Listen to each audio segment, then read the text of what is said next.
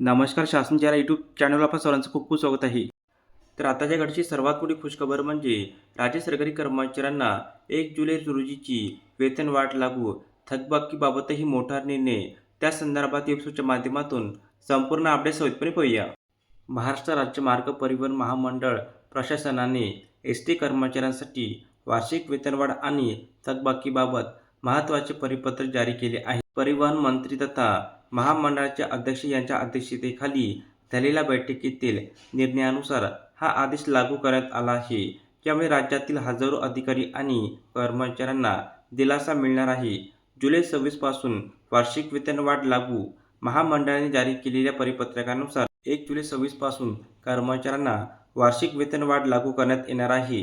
सुधारित वेतन श्रेणीनुसार कर्मचाऱ्याच्या मूळ वेतनावर 2% दराने वार्षिक वेतनवाढ देण्यात येणार असून त्यानुसार वेतन निश्चित केले जाणार आहे. अपूर्णांक रक्कम असल्यास ती जवळचे रुपयात पूर्णांक करण्यात येणार असल्याचेही परिपत्रकात स्पष्ट करण्यात आले आहे.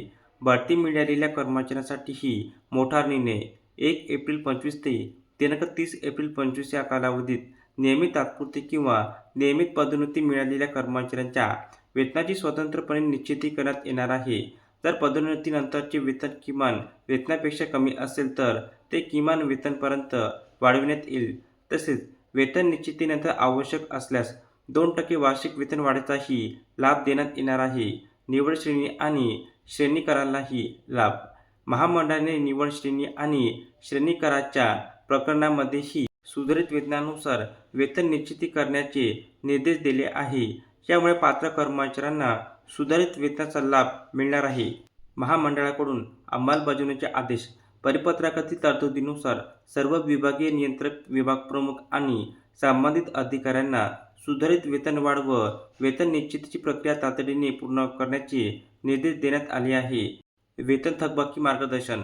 या निर्णयामुळे राज्यातील हजारो एस.टी. कर्मचारी आणि अधिकाऱ्यांना आर्थिक दिलासा मिळणार असून सुधारित वेतनाचा लाभ जुलै 26 पासून मिळण्याचा मार्ग अखेर मोकळा झाला आहे. धन्यवाद.